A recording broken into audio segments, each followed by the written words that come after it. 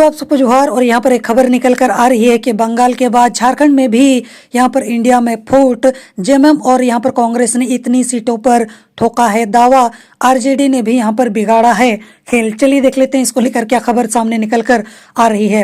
तो बोला जा रहा है कि राष्ट्रीय जनता दल राज्य में अपनी मजबूत स्थिति बनाने की कोशिश में है। इसके लिए पार्टी के नेताओं ने 4 संसदीय क्षेत्रों में अपनी गतिविधियों को बढ़ा दिया है।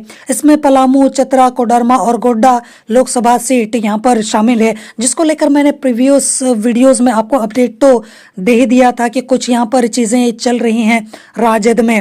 आगे बोला जा रहा है कि इन सीटों पर राजद ने लोकसभा चुनाव लड़ने की दावेदारी पेश की है। इससे संबंधित रिपोर्ट यहाँ पर पार्टी सुप्रीमो लालू प्रसाद यादव को सौंपी है। आगे बोला जा रहा है कि पार्टी के सूत्रों के अनुसार इस बार अगर राजद की सीटें नहीं बढ़ी तो राजद यहाँ पर महागठबंधन से छिटक सकता है। अगर पार्टी की मांगों पर सही तरीके से विचार नहीं हुआ तो राजद अकेले भी चुनाव के मैदान में उतर सकता है। 2019 के लोकसभा चुनाव में राजद को महागठबंधन में चुनाव लड़ने के लिए सिर्फ एक सीट मिला था। इस बार यहाँ पर सीन कुछ अलग बताया जा रहा है। राजद यहाँ पर झारखंड में मजबूत स्थिति हासिल करने की कोशिश में लगा हुआ है। आगे बोला जा रहा है कि इंडिया गठबंधन में झारखंड में सीट शेयरिंग का यहाँ पर पेंच जो है वो फंसा हुआ है। इधर यहाँ पर इंडिया गठबंधन में झारखंड में सीट शेयरिंग का पेंच जो है वो फंस गया है, जहां पर महागठबंधन में शामिल दलों पर दबाव बनाने की तैयारी चल रही है।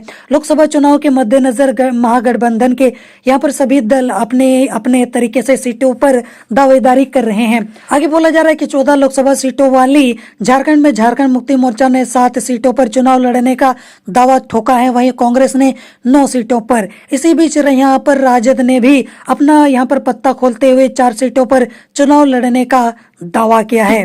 तो आपको क्या लगता है कि इस तरीके की जो खबरें सामने निकल कर आ रही है और जिस तरीके से यहाँ पर सीटों को लेकर जो मांग है सभी दलों के बीच में, चाहे राजद हो, कांग्रेस हो या फिर झुम्मो हो, और जिस तरीके से जितनी सीटें नहीं है उतनी डिमांड की जा रही है, और उस वजह से जो इंडिया गठबंधन है, जो कि ये तीनों ही पार्टियां उसी गठबंधन का हिस्सा है, और इस तरीके से अगर इनके बीच में ही यहाँ पर आपस में रंजिश या फिर तू में चल रही है तो वो भाजपा का सामना कैसे करेंगे और क्या ये पॉसिबल है भी या नहीं, आप मुझे कमेंट में जरूर बताना। जोहार।